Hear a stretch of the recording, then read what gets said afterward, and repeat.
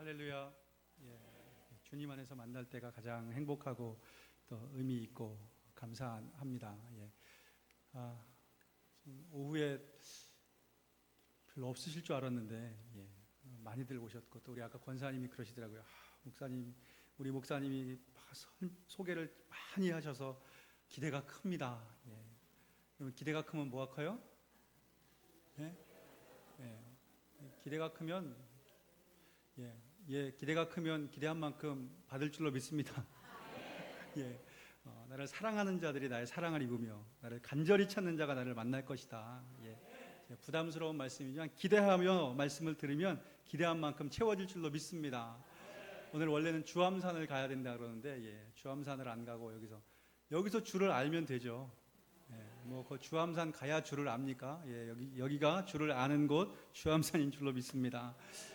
로마서 1장 말씀으로 제가 여러분과 오늘 같이 말씀을 나누려고 해요. 제가 몇 주 전에 목사님 이렇게 통화하면서 거기 설교 시간 얼마나 하면 됩니까? 그랬더니 한 30분에서 그러면서 좀 미안하니까 40분 이렇게 말씀하셔서 40분도 짧긴 한데 그래도 40분 정도는 해도 되겠구나 라고 생각을 했는데 와서 보니까 지금이 벌써 45분이에요.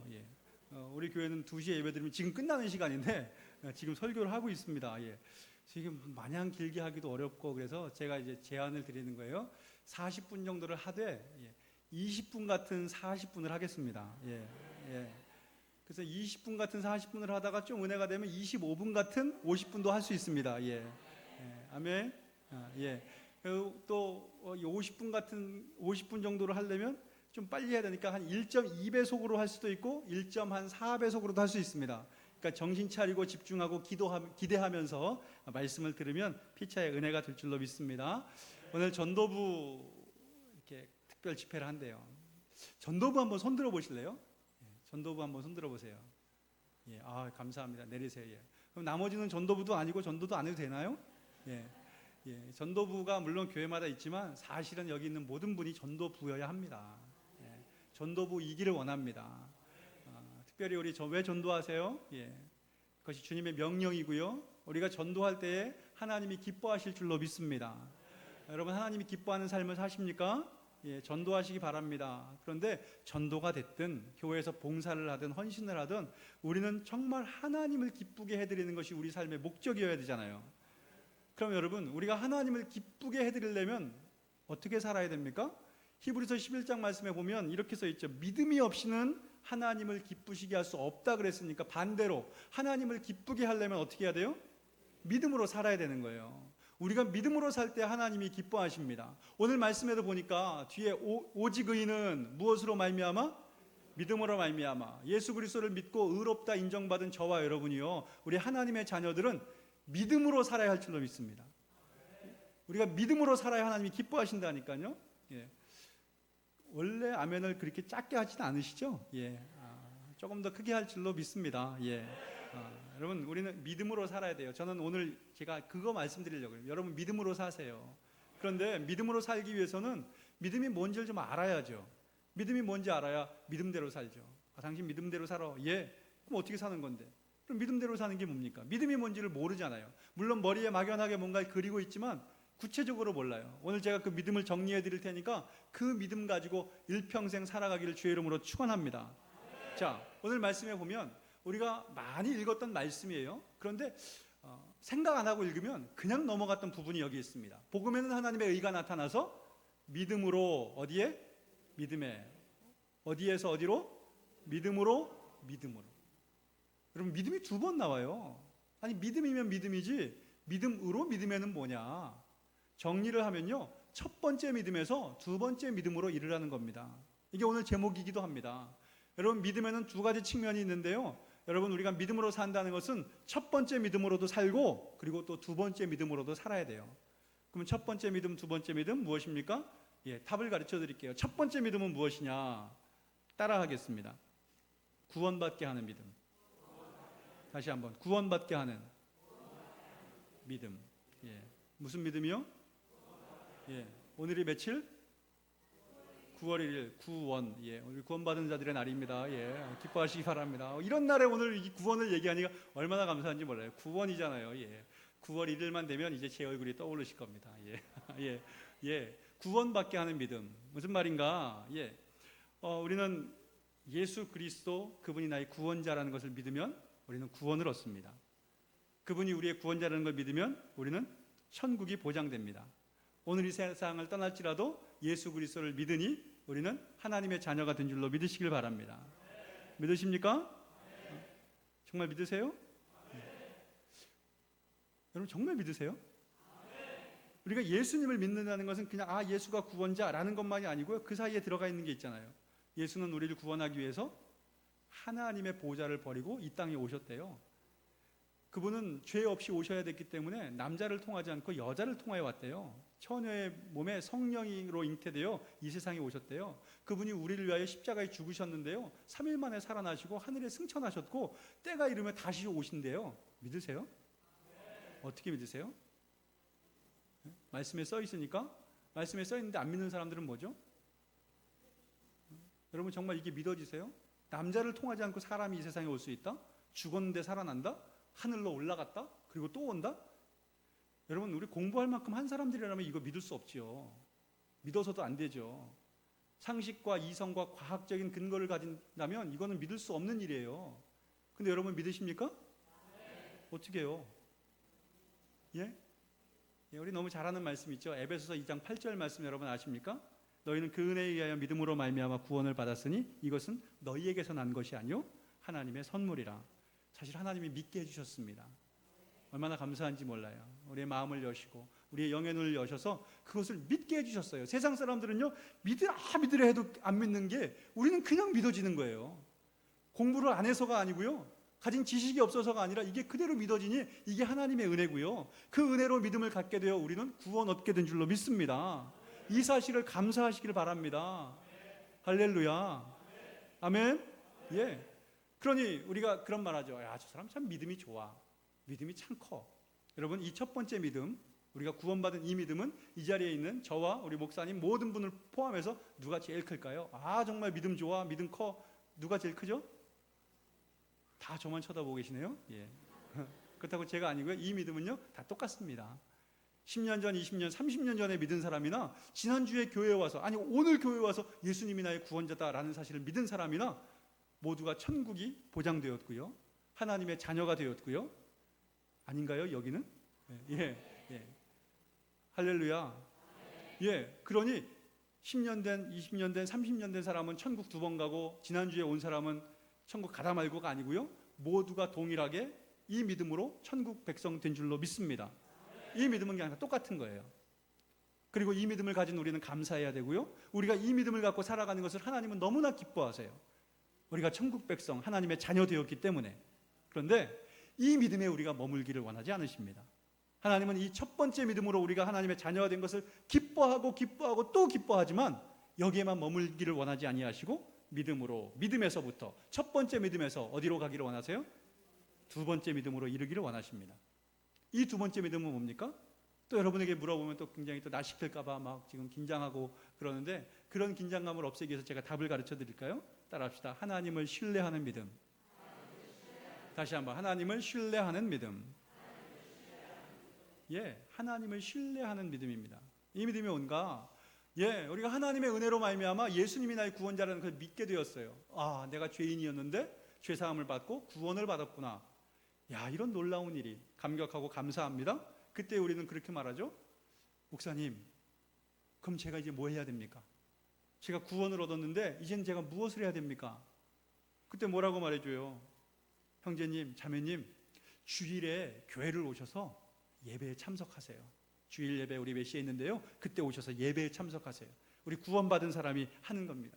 예배에 나오셔서 말씀도 들으시고요, 찬양도 함께 하시고요, 또 기도하는 법도 배워서 같이 기도도 하시고, 기회가 되면 말씀 공부하는데 더 집중하시고, 성도들과 교제하시고, 봉사하는 일에도 한번 참여하세요. 여러분 이런 것들이 우리 신앙생활의 일상 아닙니까? 그리고 이런 신앙생활을 할수록 우리의 믿음이 더욱더 깊어지는 건데요. 그래요? 예, 그렇게 하겠습니다. 그리고 교회 나와서 예배에 참석합니다. 찬양하다 보니까, 기도하다 보니까 뭘 알게 돼요? 하나님을 더 알게 돼요. 처음에는 그냥 나를 구원하신 분, 예수 그리스도 보내주셔서 나를 구원하신 분이라고 알고 신앙생활을 했는데요, 예배에 참여하면서 이 예배 가운데 임하시는 분이구나. 찬양할 때에 영광을 받으시며 우리에게는 기쁨을 주시는 분이구나. 기도할 때 응답하시는 분이구나. 여기는 응답 안 하시나요? 응답하실 줄로 믿습니다. 예. 우리가 봉사할 때에 힘은 들지만 그러나 우리에게 세상이 알지 못하는 기쁨을 주시고 또 하나님께서 상급을 예비하시는구나.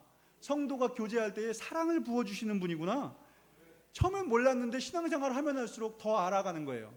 근데 여러분, 하나님을 알면 알수록 커지는 게 뭐죠? 이건 사람도 마찬가지. 알면 알수록 뭐가 커져요?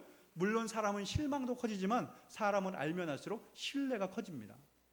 알면 알수록 신뢰가 커져요. 이 만약이고요. 절대 그런 일 없지만 예를 들자고 제가 하는 얘기입니다. 제가 김천에서 끝나자마자 막 허겁지겁 밥을 먹고선 막 달려왔어요. 앞불싸 한 40분 달려왔는데요. 이 교회 앞에 와서 확인했어요. 차에 기름이 딱 떨어졌어요. 움직일 수가 없을 것 같아요. 어디 주유소까지나 갈 수 있을까? 근데 또 앞불싸 지갑도 안 가져왔어요. 큰일 났습니다. 만약이라 그런 거예요. 예. 그래서 제가 여러분에게 당부를 드립니다. 우리 목사님이 저를 목사라고 소개했으니까, 김천 서부교회 목사라고 했으니까 저분 목사라는 걸 내가 신뢰하고 한 5만 원 정도 그냥 빌려주실 수 있는 분 손 들어보세요. 5만 원 정도. 감사는 한데 생각보다 많이 안 드시는데요. 5만 원 정도 이렇게 기름 넣고 이제 가지러. 근데 제가 갈 때는 고속도로 가다 보면 또 김천 휴게소 한번 있습니다. 이왕 좀 서서 핫도그도 하나 먹고 좀 그러려고 제가 좀 통 크게 이왕 빌려줄 거 못 받을 수도 있지만 저를 신뢰하는 마음으로 10만 원 손 들어보세요. 10만 원. 감사하지만 제 눈에 안 들어가려고 들었다 바로 내리시는데요. 한 50만 원 있으신가요? 50만 원. 손 들어보실래요? 말이라도 감사한데요. 한 분 드셨습니다. 절대 있을 수도 없는 일이고 그렇지도 않을 겁니다. 마찬가지 절대 그러지도 않고 그럴 수도 없지만 또 예를 들게요. 우리 목사님께서 정말 급한 일이 있어서 50만 원을 묻지도 따지도 않고 빌려달라고 하면 50만 원 빌려주실 분 손 들어보세요. 주야. 전 막 강사로 와서 시험 들 것 같은데요. 그런데 여러분, 이건 시험 들 일이 아니라 당연한 겁니다. 저한테는 한 분만 그래도 안 할 걸로 알고 손 드셨는데 나머지는 안 할 줄 알면서도 손 안 들죠. 근데 우리 목사님이 빌려달라고 하면 빌려주신다고 손을 많이 드셨거든요. 그게 당연한 거고 자연스러운 겁니다. 사람은 어떻게 반응해요? 아는 만큼 반응하게 되어 있습니다. 신뢰하는 만큼 반응하게 되어 있어요. 당연히 저를 목사라고 여러분들이 지금 신뢰하고 말씀을 들어주시지만 저보다는 우리 목사님에게 더 신뢰감이 많으니까 당연한 거예요. 근데 이건요, 사람만이 아니라 하나님도 마찬가지. 우리가 하나님께 얼만큼 반응하세요? 믿는 만큼 반응합니다. 신뢰하는 만큼 반응하는 거예요. 하나님의 말씀이 여기 가득 써 있지만 얼만큼 반응하세요? 내가 믿는 만큼 반응합니다. 여기 써 있다고 다 반응이 아니라 내가 믿는 만큼만 반응한다니까요. 그래서 어떤 사람은요, 주일날 예배 나오라는 말씀조차도 이게 순종하기가 어려워요. 왜 나왔다가는 나 망하는 거 아니야? 근데 어떤 사람은요, 모든 것을 다 내버리고 저 땅끝에 이르러 생명을 걸고 가서 복음 전하라고 하는데요, 그 말씀에도 하나님을 신뢰하니 아멘하고 나가서 선교의 사역을 감당하는 줄로 믿습니다. 아는 만큼, 신뢰하는 만큼. 근데 여러분, 하나님은 우리가 이 신뢰하는 믿음을 갖기 원하세요. 첫 번째 믿음, 구원받는 믿음을 갖기를 원하시며 그것을 가진 것을 기뻐하시지만 거기에만 머물 것이 아니라 우리가 어디에로 이르기를 원해요? 두 번째 믿음, 곧 하나님을 신뢰하는 믿음으로 이르기를 원하시는데요, 첫 번째 믿음은 크기가 다 같다 그랬어요. 이 두 번째는 크기가 같아요, 달라요? 이건 달라요. 이 자리에 있는 사람들이요, 달라요. 신앙의 연륜에 따라서, 하나님을 경험한 것에 따라서 다 다른데요, 이것은요, 날마다 자라가야 되고요, 이 믿음의 크기는 날마다 성장해야 할 줄로 믿습니다. 언제까지? 죽는 날까지, 하나님 앞에 서는 날까지 멈추지 말고 이 믿음은 끝까지 자라야 할 줄로 믿으시기를 바랍니다. 하나님이 오늘 우리에게 이걸 원하시고요. 그래서 지금 우리가 오직 의인은 믿음으로 말미암아 살리라 하잖아요. 이 말씀 여러분 지금까지 어떻게 이해하셨습니까? 물론 여러분 잘 배우셔서 다 알고 계셨겠지만 여기에는 두 가지 뜻이 있습니다. 오직 의인은 믿음으로 산다? 우리는 첫 번째 믿음으로 죽는 자였었는데요, 살게 되었습니다. 오직 의인은요, 다른 공로나 의를 통해서 사는 것이 아니라 하나님이 우리를 구원하셨다는 그 믿음으로 살게 된 줄로 믿습니다. 그런데 이 말씀으로 끝내지 마시고요, 또 한 번 더, 오직 의인은 믿음으로 말미암아 살리라. 매일매일 나의 눈을 뜨면 하루를 시작하면 우리는 무엇으로 살아야 돼요? 믿음으로. 어떤 믿음? 두 번째 믿음. 하나님을 신뢰하는 믿음으로 오늘도 살아야 할 줄로 믿습니다. 하나님은 이걸 원하시는 거예요. 우리가 구원받은 믿음으로 구원 얻은 것 기뻐하시지만 거기에만 머무는 것이 아니라 점점 자라 두 번째 믿음으로 이루고 그 믿음은 날마다 자라기를 오늘도 원하시는 거예요. 이게 하나님이 구원하는 방법입니다. 아세요? 자, 우리 잠깐 구약으로 가볼게요. 구약 이스라엘 백성들이 400년 넘게 종살이를 하다가 탈출한 곳, 그곳이 어디죠? 어느 나라? 애굽에서 나왔다 그래서 출 애굽이잖아요. 애굽에서 400년 넘게 종살이 할 때에 그들이 너무 힘들어 할 때 하나님께서 그들을 구원하십니다. 자, 보세요. 하나님이 그들을 구원하실 때에 이스라엘 백성들이 한 일이 있을까요, 없을까요? 물론 자기들 짐 싸갖고 나오는 정도의 수고는 했겠지만 그들이 한 거 없습니다. 심지어는요, 거기에 10가지 재앙이 내릴 때도 아무것도 하지 않았고요, 나와서 이제 하나님이 말씀하신 곳을 향하여 갈 때에 그들이 먼저 만난 게 뭐예요? 홍해를 만났습니다. 뒤에 애국 군사들이 쫓아옵니다. 홍해가 가로막습니다. 이거 어떻게 하지? 우리가 어떻게 살 수 있을까? 고민할 때에 하나님께서 모세를 통하여 뭐라고 말씀하세요? 너희는 어떻게 할지어다? 가만히 있을지어다. 너희는 뭐 하라고요? 가만히 아무것도 하지 말라는 거예요. 내가 해주마. 내가 건져주었지. 이 홍해를 만나서 걱정해? 고민해? 뭐 할까 지금 염려하니? 아니, 아무것도 하지 마. 내가 해주리라. 내가 하나님 됨을 알지어다. 할렐루야. 그뿐입니까? 홍해를 건너고 먹을 것이 없을 때는 아무것도 하지 않아도 만나를 내려주시고, 아멘. 마실 물이 없을 때는 반석에서 물이 나게 하시고, 대적을 만나면 싸워주시고, 구름기둥 불기둥으로 인도하시고. 이스라엘 백성들이 한 게 있어요, 없어요? 없어요. 아무것도 하지 않아도 하나님은 그들을 구원해 주셨습니다. 그런데 문제는 이스라엘 백성들이요, 최종 목적지가 어디죠? 가나안 땅. 그 앞에 갔단 말이에요. 그곳에 들어가야 되는데요, 최종 목적지에 갔는데 그때 하나님이 뭐라고 하시는 줄 아세요? 신명기 2장 24절의 말씀을 보면요, 너희가 들어가 더불어 싸워서 차지하라 그럽니다. 어떻게 차지하라고요? 니들이 싸워서 차지하라 그래요. 나중에 한번 확인해 보세요, 말씀으로. 니들이 싸워 차지하라. 여러분, 이거 어떻게 된 겁니까? 아무것도 하지 말라. 내가 너희들을 건져낼 것이다. 구원할 것이다. 그리고 실제로 만나와 구름기둥 불기둥과 물을 내시고 홍해를 건너게 하신 그 하나님이요, 정작 목적지 앞에 갔더니 니들이 들어가 싸워 이래요.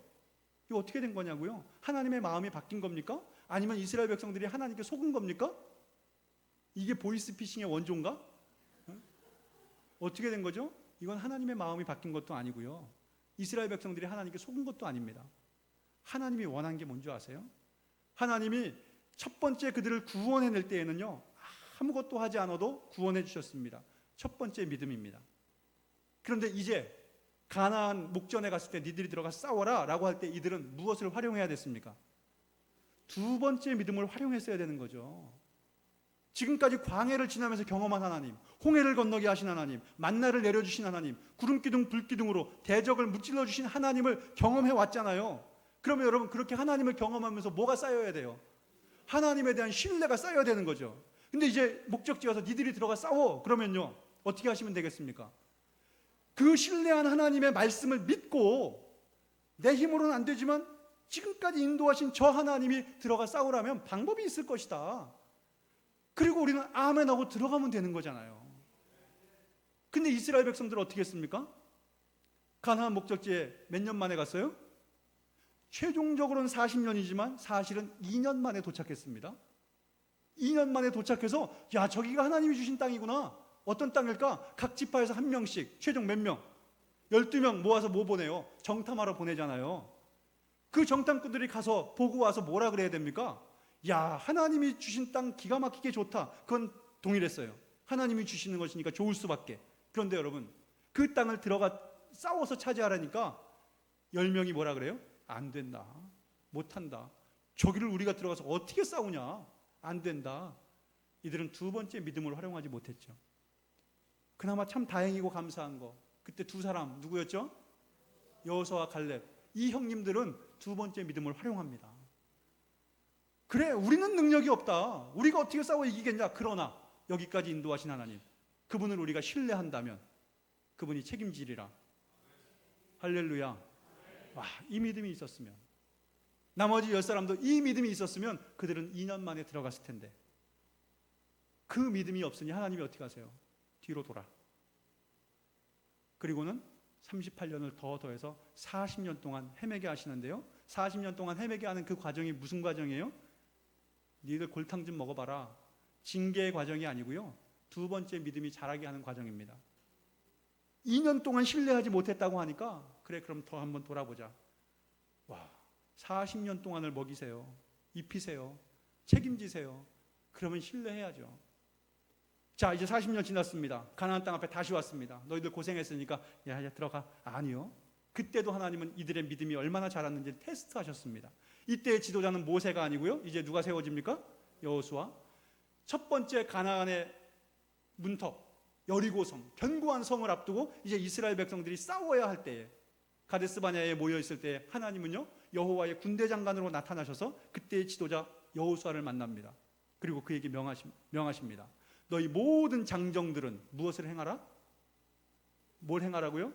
할례를 행하라. 할례 예식이니까 예식 그까짓 거 한번 하지, 우리 예배 드리는 것처럼 한번 하지. 아니요. 할례 예식이라는 게 여러분 뭔지 아시죠? 그건요, 남성들에게는요 전투력의 상실입니다. 싸움을 앞두고 있는 자들에게 할례를 받아라 라고 하는 건요, 전투력을 다 내어놓으라는 겁니다. 여러분 어떻게 하시겠어요? 40년 동안 고생해서 드디어 가나안 목전에 와서, 그래 우리가 부족해도 한번 싸워보자 딱 준비하고 있는데 할례 받아라 그러면 여러분 어떻게 하시겠어요? 이분이 우리를 죽이려고 작정을 했나? 이게 또 흔들리는 거죠. 그래도 감사한 것은 우리 여호수아 형님은 하나님을 향한 두 번째 믿음이 확실하여서 아멘 하고 순종한 줄로 믿습니다. 그러니 이스라엘 백성들이 여러분 할례를 받고 나서 이제 여리고 전투를 앞두고 있잖아요. 자기의 힘으로는 도저히 이길 수 없는 거잖아요. 그래서 방법은 뭡니까? 하나님이 어떻게 하라고 하세요? 돌라 그러잖아요. 하루에 한 바퀴씩 돌고 마지막 날 7바퀴 돌렸는데, 그때 남자들이 뭐라 그랬을까요? 이거 지금 뭐 하는 거냐? 야, 너 안 아파? 왜 안 아파? 아파 죽겠는데. 별말이 다 있었을 거예요. 그래서 성경에 보면 말하지 말라고 그냥 믿고 가라는 겁니다. 믿음으로 순종하였더니 결국 그 성은 무너지고 그들이 차지하게 된 줄로 믿으시길 바랍니다. 이게 하나님의 방법인 거예요. 구원의 방법인 거예요. 처음에는 아무것도 안 해도 구원해 주십니다. 여기 있는 모든 분들이 아무것도 하지 않았어도 구원 받았습니다. 믿습니까? 감사하시기 바랍니다. 근데 나 이제 구원 받았어. 끝? 아니요. 구원 받았으니 이제는 하나님을 신뢰하는 믿음으로 날마다 살아야 된다니까요. 생각지도 않았던 하나님의 명령이 내 삶에 오늘도 주어져요. 이게 뭐지? 말도 안 되는 소리. 하나님은 그때 우리가 하나님을 신뢰하는 믿음으로 반응하기를 원하시는 거예요. 여러분, 오직 의인은 믿음으로 사는 겁니다. 첫 번째 믿음으로 살았고요, 두 번째 믿음으로 날마다 사시기를 주의 이름으로 축원합니다. 제가 이런 설교를 하면 지금도 눈동자가 한 3명 정도는 넌 그렇게 사냐? 이렇게 지금 보는 분이 계셔서 참 부담스럽습니다. 부담스러워요. 그래도 다른 교회가 한 10명 그런데 여기 한 3명 정도만 있어서 얼마나 감사한지요. 제가 그런 질문에 종종 받는데 뭐라고 대답해야 될까? 참 고민이 많습니다. 그럼요. 하기는 참 부족함이 많고요. 그건 말만 그렇습니다 라고 하면 또 내가 가짜인 거고, 참 이럴 때 힘들어요. 그래서 제가 이렇게 좀 대답을 하는 거예요. 저는 그렇게 살려고 기는 쓰고 있습니다. 그렇게 살려고 정말 기를 써요. 노력을 해보는 거예요. 그래서 그 중에 한 부분을 좀 이렇게 지금까지 쫙 그랬지만 이거 다 말씀드릴 수가 없습니다. 정해진 시간이 있기 때문에. 제가 20분 같은 40분을 한다 그러는데 지금 20분 지났거든요. 10분 같았죠? 아니에요? 10분 같았죠? 10분처럼 20분 지났습니다. 이제 10분 같은 20분만 하면 돼요. 누군가 저에게 그렇게 물었어요. 길을 씁니다. 그럼 어떻게 살았길래? 저의 이렇게 삶의 여정을 쭉 해서 한 군데만 딱 띄워볼까요? 다 말씀드릴 수 없고 절로 한번 가봅시다. 1997년 우리나라에 한번 터졌어요. 그거 왜 터졌다 그런지 모르겠는데 터졌습니다. 연말에 터지고선 굉장히 힘들었죠. 98년이 되니까 저는 그때 서울에 있는 한 교회에 부목사로 사역을 했습니다. 그때 우리 교회가 견고한 교회였고요, 든든한 교회였습니다. 그런데 그 교회 가운데에 담임 목사님이 성도들이 이렇게 IMF 때문에 어렵고 힘들어하는데 우리 교육자들도 그 고난에 동참해야 되지 않을까라는 말씀을 하시면서 제안하신 게 이렇게 몇 달에 한번 상여금, 보너스를 받는데 그건 다 내려요. 다시 내. 예. 담임 목사님 본봉이 이따만큼이니까 상여금을 받아도 내도 아무 소용이 없지만, 예, 우리는 요만큼인데 그걸 내라니까, 야, 참. 하지만 또 목사니까 어떻게 합니까? 아멘. 그러고 했습니다. 예. 그러고 제가 이렇게 쫙 둘러보니까, 그래도 저는 목사니까 예, 그렇게 하겠습니다라고 했지만, 우리 관리 집사님, 사무원 이런 분들은 많이 어려울 것 같더라고요. 그래서 제 마음속에 세상의 일반 회사도 구조 조정을 해서 이런 어려움을 좀 이렇게 극복하는데, 우리도 구조 조정이 필요한 거 아닌가? 누군가 하나 나가야 되는 거 아니야? 라는 생각이 누구한테 들었어요? 하필이면 저한테. 예. 하필이면 저한테 들었으니까, 그때 뭐 나이가 많지 않았어도 그래도 또 선임이었는데, 제가 선임이니까 야, 너 나가, 이럴 수는 또 없고, 저한테 그 생각이 들었으니까 누가 나가야 돼요? 예. 예, 내가 나가야 되나 보다 생각이 들어서, 그 마음이 든 날로부터 밤중에 제가 교회 나옵니다. 혼자서 10시, 모든 예배 뭐 이런 게 다 평소에도 끝난 그 시간 10시에 나와요. 앞에 빨간 카페트가 깔려 있는데 그 앞에 무릎 꿇고 하나님 앞에 간절히 기도합니다. 하나님, 가라 명하셨는데 제가 어디로 가야 할지 전혀 모르겠습니다. 제가 백지를 놓고서 기도합니다. 하나님, 여기에 말씀하시면 그대로 순종하겠습니다. 하루에 1시간씩 2시간씩 매일 기도하는 거예요. 간절히 무릎 꿇고 기도합니다. 한 달 정도 기도했어요. 여러분, 한 달 정도 간절히 무릎 꿇고 하나님 앞에 기도하니까 어떤 일이 벌어집니까?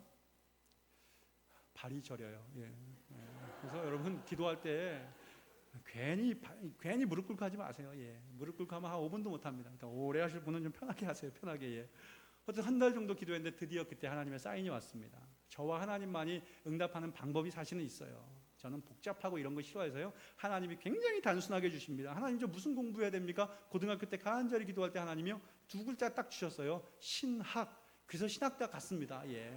복잡했으면 이게 뭐 안 갔을 거예요. 딱 그렇게 주셨어요. 근데 그런 방법으로 이번에도 말씀하세요. 백지에 뭐라고 하나님 딱 써주셨어요?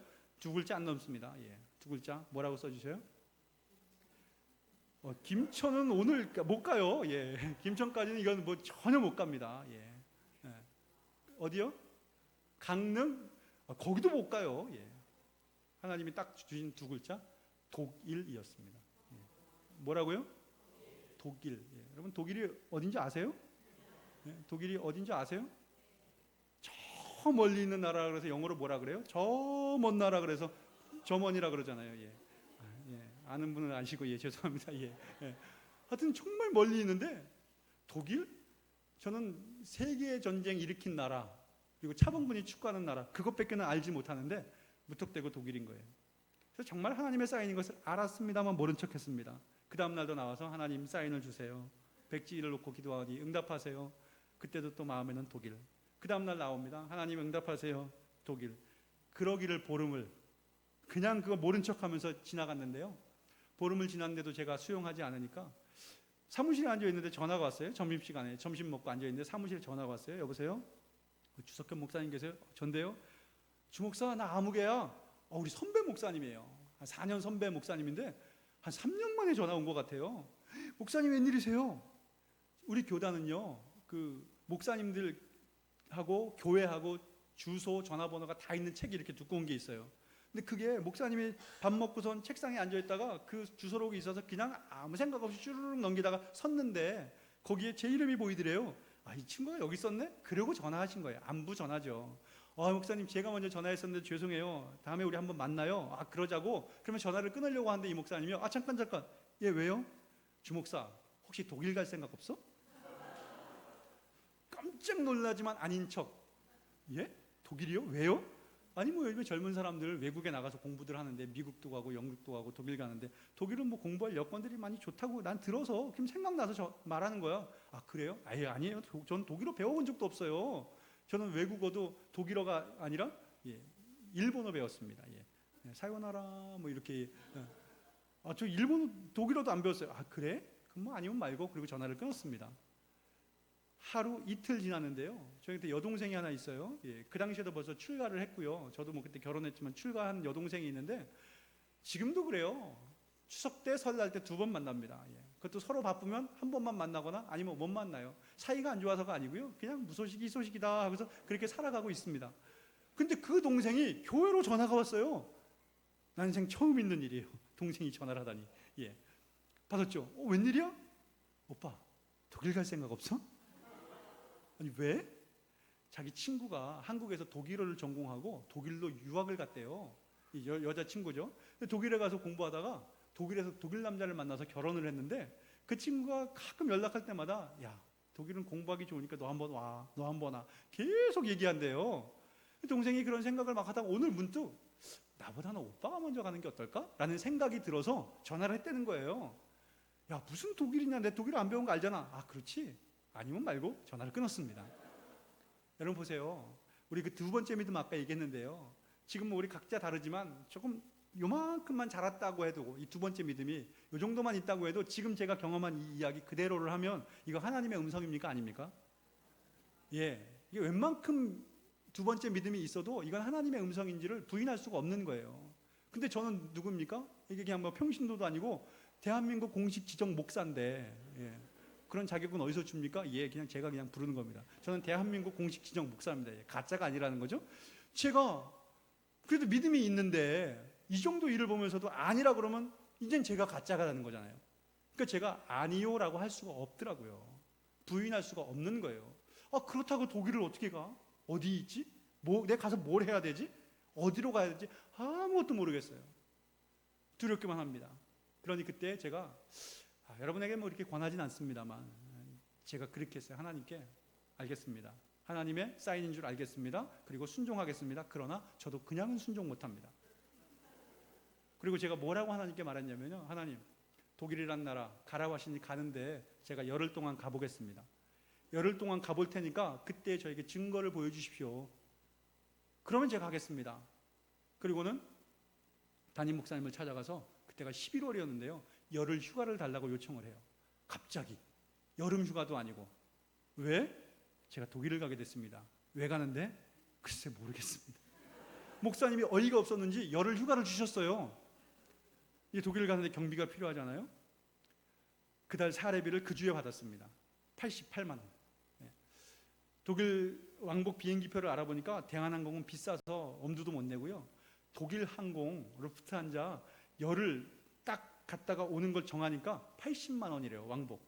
이거다. 그리고 그걸 정했습니다. 나머지 8만 원으로 열흘 동안 경비를 하리라.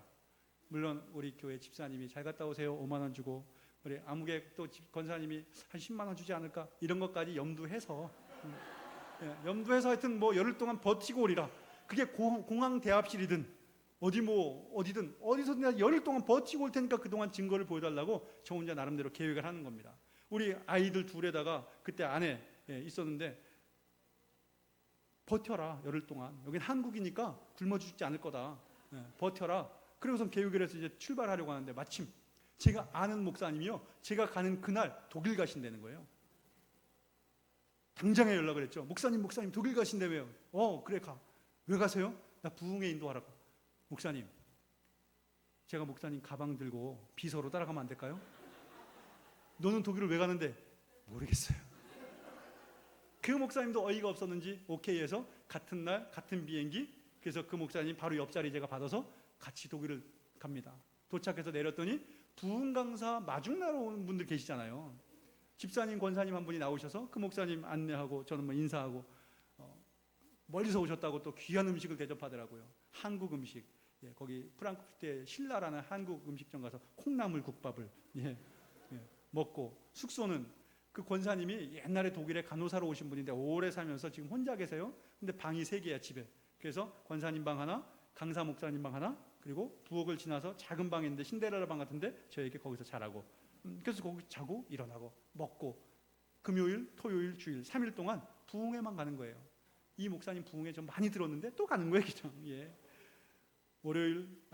금요일, 토요일, 주일은 10시부터 12시까지 집회 대신 예배를 다 하고요. 12시가 되니까 한국 사람들 같이 김밥이라든가 이런 거 저런 거 모아서 같이 식사와 다과를 나누는데 그때 마침 저쪽에 문이 쫙 열리더니 좀 키가 큰 부부가 아이 셋을 데리고 들어오더라고요. 뭔가 그랬더니 그분들이 그 강사 목사님과 눈이 딱 마주치는 순간 너무나 반갑게 막 인사를 하는데 나중에 알고 보니까 이 목사님이 옛날에 독일에서 목회를 하셨는데요. 그때 같이 신앙생활 했던 집사님 부부예요. 목사님이 오신다는 말씀을 듣고 지금 저기 한 4시간 떨어진 곳에서부터 목사님 만나려고 왔는데 애들 셋을 챙겨갖고 오려니까 아침부터 뭐 4시간 걸리는 거리니까 예배 끝나고 도착을 한 거예요. 늦게 온 거죠. 그래서 반갑게 막 인사를 하면서 막 얘기를 하더라고요. 근데 한 10분, 15분 지났을까? 그때 되니까 이분들이요, 목사님 말을 막고, 목사님, 지금 이런 얘기할 때가 아니라 사실은 목사님 부탁이 있어 왔습니다. 뭔데? 목사님, 지금 우리가 있는 곳은요, 독일 가장 국경지대 끄트머리, 남서쪽 끄트머리, 그 바로 옆에는 룩셈부르크라는 나라가 있어요. 국경. 우리 젊은 분들 룩셈부르크 아시죠? 룩셈부르크, 예, 아시죠? 예. 거기가 붙어 있는 나라인데, IMF가 터져서 그 당시에 룩셈부르크 거기에는 전 세계 은행들이 다 와 있거든요. 거기는 은행에서 소득이 나면 세금을 안 받아요. 그러니까는 전 세계에서 다 거기다 은행에 예금해 놓습니다. 예. 하여튼 한국에서 그 당시에 5개 은행이 다 들어와 있어서 은행 직원들, 또 뭐 자녀들, 그리고 또 여기 국경지대지만 독일의 유학생들 해서 교회가 굉장히 든든하게 세워졌던 교회인데 IMF가 터지면서 은행들이 다 철수해버린 거예요. 예. 유학생들도 환율이 올라가니까 생활이 안 돼서 또 많이 철수해서 이제는 한 3가정, 4가정 남았답니다. 그 당시에 목사님 드릴 사례도 없어서 목사님이 견디시다가 이제 11월이었는데 1월 첫 번째 주일을 마지막으로 설교하고 한국으로 가시기로 했습니다. 목사님, 우리 이 지역은요, 다른 지역과 다르게 신학대학이 없습니다. 독일에 신학대학이 없어서 한국에서 공부하러 온다는 전도사님, 목사님이 안 계십니다. 1월 첫 번째 주일이 지나면 우리는 예배할 수 없습니다. 혹시라도 목사님 한국에 가셔서 독일로 공부하러 간다는 목사님이나 전도사님이 계시면 그분이 이리로 올 이유는 전혀 없는데 목사님이 상황을 말씀하시고 소개해 주시면 일단은 여기로 와서 독일어는 배울 수 있지 않습니까? 어디를 가든지 일단은 독일어를 배워야 되니까, 그게 1년이 됐든 2년이 됐든 독일어를 배워야 되니까 이곳으로 오실 분이 혹시라도 있으면 소개해 주십사. 제가 교회 대표로 사명을 맡고 여기까지 왔습니다. 그때 목사님께서 그 얘기를 듣고 그럴 줄 알고 내가 하나 데리고 왔지. 그러는 그 자리에서 그냥 급 만남 즉석 부킹이 이루어집니다. 이분들의 성격도 급하셔요.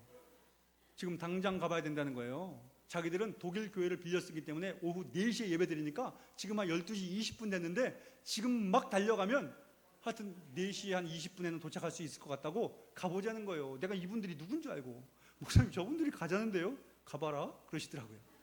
가방을 들고 그분들을 따라갑니다. 애가 셋이어서 뒤에 애들이 셋이 앉아 있었고요. 부부가 앞에 앉았는데 그러면은 저를 이 앞자리에 앉히고 그 부인이 뒤로 갈 줄 알았는데 저를 애들 사이에 끼워갖고 앉히더라고요. 그리고는 4시간을 막 독일 고속도로를 아우토반이라 그러는데요. 예, 무제한 막 200km, 뭐 220km 막 달려갖고 4시 20분에 그 트리어라는 곳 교회에 도착합니다. 어두컴컴한 비 오는 날, 우중충한 11월, 교회도 컴컴하고요. 뭐 조명도 막 이렇게 밝지 않잖아요. 예, 그 성당 같은 건물. 거기 들어가서 맨 뒷자리에 앉았어요. 목사님이 막 설교를 시작하시더라고요. 제가 맨 뒤에 앉아서 이제 들어갔으니 기도하죠. 여러분, 제가 하나님께 열흘 동안 증거를 보여주세요라고 할 때에 응답이 있으리라, 증거가 있으리라 생각했을까요? 없으리라 생각했을까요? 믿음도 좋으셔. 저는 없으리라 생각했습니다. 그냥 제가 시나리오를 짠 거죠. 예. 제가 각본을 짜고 하나님 열흘 동안 증거가 없네요. 안 갑니다. 이러려고요. 정말이에요. 예. 하나님 속으로 증거는 무슨 증거야. 그래도 내가 뭐 하는 것처럼 흉내는 내야 되니까 하나님 증거 보여주세요. 그러고 갔는데 저를 그 자리에 앉혀놓으니 제 입에서 저도 모르게 툭 튀어나왔습니다. 하나님, 제가 졌습니다. 이 말이 나오더라고요. 그러니 서둘러서 한국에 왔고요. 한국에서 이제 독일을 갈 준비를 이제 나름대로 하고 있었어요. 기초적인 어학이라도 배워야 되겠게 학원도 좀 빨리 등록해서 가고.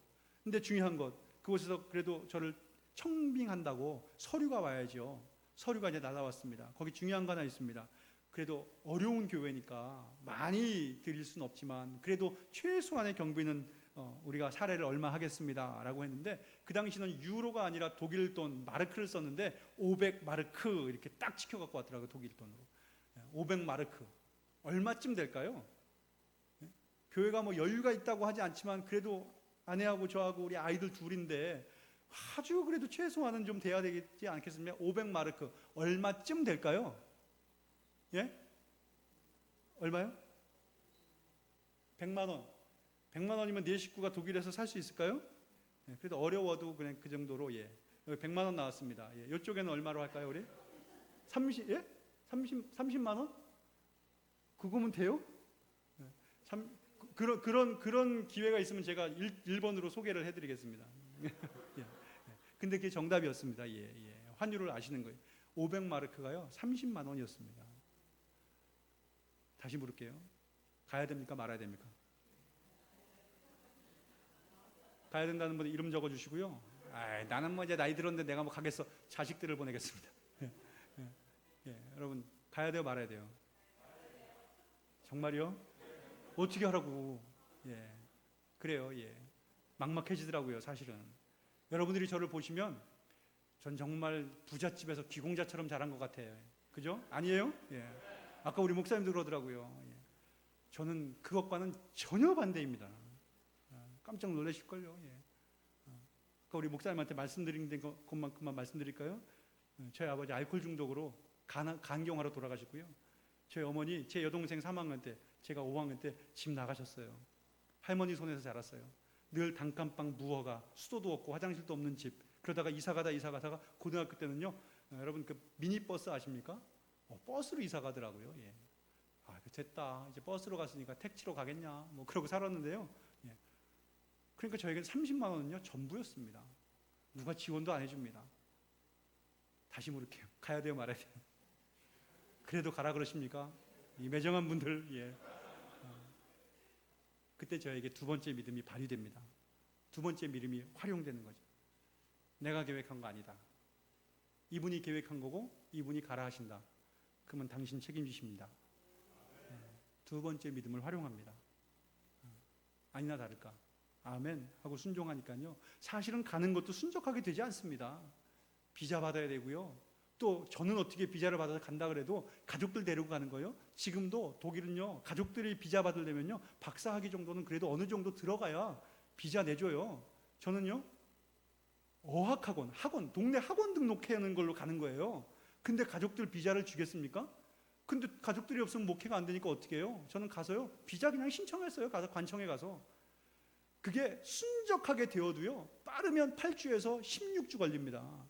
그 이상 걸릴 수 있어요. 근데 저는 자격도 안 되는 사람이 가서 신청했더니요, 이 사람이 무슨 생각인지 저를 보더니 그냥 사인을 하고요. 이게 왜 8주에서 16주 걸리냐면요, 이 사람이 받아서 이제 우편으로 보냅니다. 그럼 우편으로 한 주에서 한 열흘 정도 걸려서 한국에 도착해서 여기서 사인해서 보내면 이게 또 한 주에서 열흘 정도 걸리고 한 2번 정도 왕복하다 보면요, 그게 시간이 그렇게 가는 거예요. 근데 이분이요, 조건도 안 보고 사인을 하더니 그 자리에서 팩스로 한국으로 넣습니다. 팩스로 넣으면 언제 도착해요? 바로. 한국은요, 그 시간에 밤이니까 아무도 받을 사람이 없었고 아침에 직원이 출근해서 보면 팩스로 와 있으니까 이거 뭐지? 급한 건가 보다. 여기서도 서류를 정리해서 사인하고 팩스로 여기로 보냅니다. 그 다음날 도착하는 거예요. 가족 비자가요 2주 만에 나와요. 남이 잘 돼도 아멘 하시기 바랍니다. 2주 만에 나와서요, 저희 아내가 준비가 안 돼서 못 받으러 갔지요. 뭐 이거저거 준비하고 오려고 한 2달 지나서 그 대사관에 가서 비자 받으러 갔더니요, 그 창구에 있는 직원이 저기요, 혹시 위에 아는 분 계세요? 그러더래요. 그래서 저희 아내가 그랬대요. 예, 위에 아는 분 계십니다. 여러분 우리 다 있잖아요, 그 아는 분. 예, 그분이 손대신 줄로 믿습니다. 할렐루야. 그리고 떠났는데요, 여러분 30만 원이 뭐냐 하면 집세입니다. 집세. 사람이 살아가는데 뭐가 필요하죠? 3가지. 의식주, 집이 해결됐습니다. 옷은요, 한국에서 입던 거 입으면 되잖아요. 저는 아무거나 입어도 간지가 납니다. 예. 예. 아멘. 예. 할렐루야. 예. 이제 뭐가 남았어요? 먹는 게 문제잖아요. 그래도 감사하게 제가 사역했던 교회 목사님이, 야, 너 어떻게 간다며, 1년 동안은 20만 원 선교할게. 독일에 같이 갔던 그 목사님이, 그 독일 가게 됐다며, 그래 내가 20만 원 1년 동안 선교할게. 그리고 40만 원 그 정도로 하여튼 최소한 먹어보자. 그리고 우리가 못 먹으면 성도들 4가정 정도 남아서 15 애들까지 15명 모여 있지만 우리 불러놓고 우리가 못 먹고 굶고 있으면 지들이 3끼 먹을 거 2끼 먹고 우리 한 끼 주겠지. 정말요. 예. 그렇게 해서 버티면서 사역할 수 있으면 그것도 하나님의 뜻이다. 아멘 하고 갔습니다. 정말 제가 믿는 하나님, 저희 두 번째 믿음을 활용해서 지금도 믿고 있는 그 하나님은 좋으신 하나님이셔서 굶은 적 한 번도 없고요. 정말 기가 막힌 방법으로 채워주시는데 이건 다 말할 수가 없습니다. 이건 뭐 말할 수가 없어요.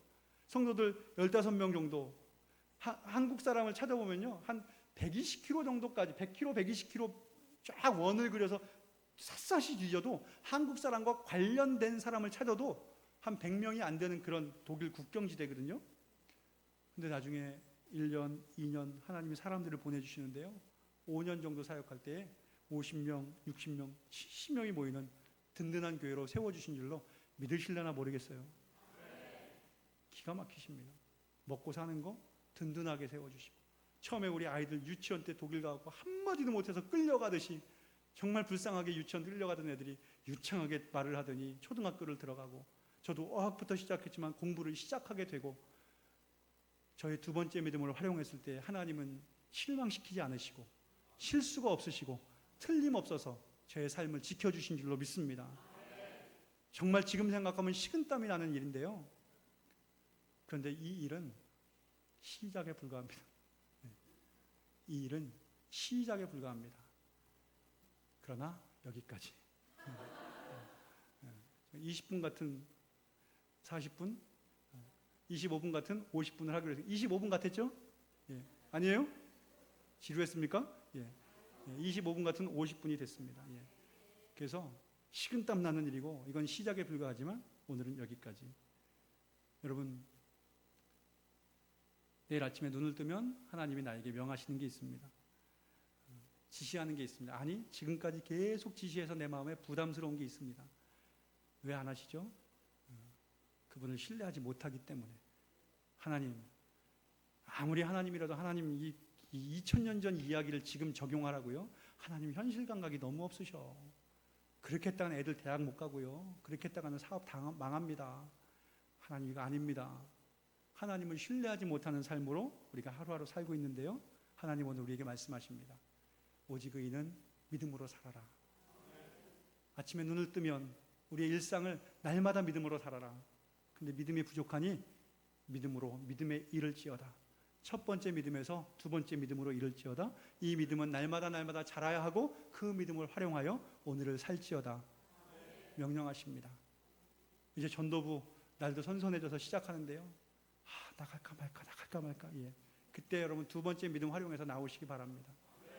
그 믿음으로 사는 자를 하나님께서 기뻐하실 줄로 믿습니다. 기도하겠습니다. 같이 한번 기도할까요? 우리가 믿음으로 사는 것을 하나님 기뻐하십니다.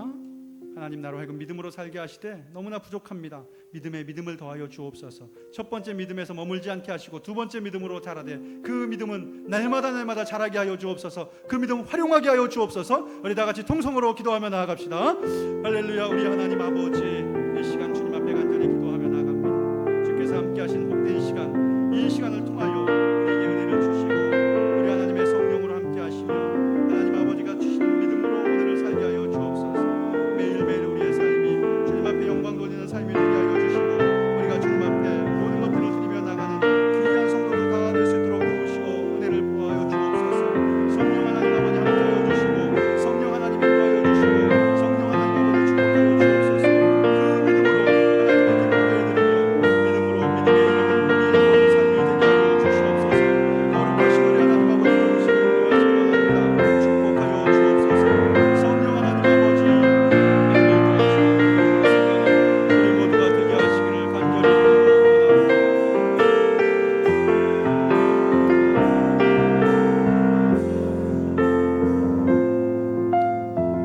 하나님, 우리는 아무것도 하지 않았는데 첫 번째 믿음을 주셔서 구원 얻게 하시니 감사합니다. 그러나 우리가 그 자리에만 머물지 않게 하시고 두 번째 믿음으로 나가게 하시고 그 두 번째 믿음은 우리의 생명 다할 때까지 자라게 하시고 어떤 일을 만나든지 그 믿음으로 사는, 그래서 승리하는 우리 모두가 되게 하여 주시며 하나님의 기쁨 되게 하여 주옵소서. 예수님의 이름으로 기도합니다.